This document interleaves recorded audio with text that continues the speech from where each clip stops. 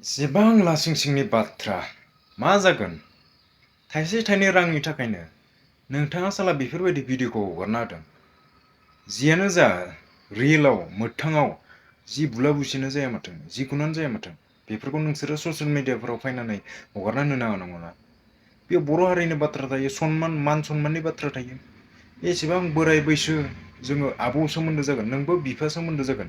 बेफोरबायदि मानसिखौ नोङो बेफोरबायदि जाथाय जानायखौनो भिडिअ खालामना ससियेल मिडियाआव हगारना होदों। सनमान होननाय बुस्थुआनो गैया जालांगोन माथो। मान सनमान खोमाना होग्रा जागोन माथो नों। साला एसे साननांगौ बुजि मोननांगौ। नाय भिडिअ माबोरै कमेन्ट हरदों गुबुन हारिनि सुबुंफोरा बेसेबां मिनिदों। बर' हारिनि सुबुंफोराबो जोबोर मिनिदों। खायसे खायसे मोजां लिरदों, बिदिबा बोरै जानो जोंनि ससाइटिया जोंनि समाजा बोरै मोजां जानो होननानै लिरदों। सानैसोआ मोजां लिरदों, सानैसोआ जोबोर मिनिनाय होदों। आरो गुबुन हारियाथ' जोबोर मिनिदों जोंखौ।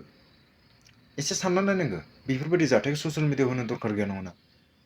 थाइसे थाइनै रांनि थाखायनो एसेबां बुरबक मा दङ खर'आव जेबो गैया नामा नोंहा?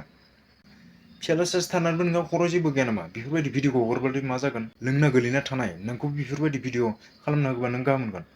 लोंनानै माथिंबा गोलैना दोङो दुब्लि बारिफोराव, नों दानो रागा जोंगोन नोङो। थिग बेफोरबायदिनो गुबुनफोरखौबो बेफोरबायदि भिडिअ खालामना होनो नाङा, बोरायानो जा जिखुनुआनो जा। मिथिबाय?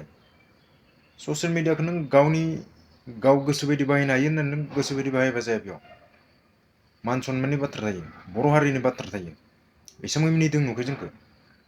बिसोरबायदिनि भिडिअफोरखौ नुयोब्लाना डाइरेक्ट रिपर्ट मारिना होनांगौ, रेस्ट्रिक्ट खालामना होनांगौ, ब्लक मारिजोबना होनांगौ। हायोब्ला बिसोरनि चेनेलखौबो पेजखौबो आइडिखौबो पुरा ब्लक मारिना होनांगौ। बहानि साला एसेबां बर' हारिफोरखौ नस्थ' खालामनो फैग्रा मानसि बिसोरो। डाइरेक्ट ब्लक मारिना होखा, रावबो नायनो हाया बिनि भिडिअखौ।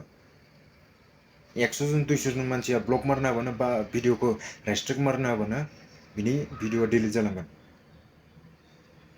बिदिजों जाया जोंनि समाजाव।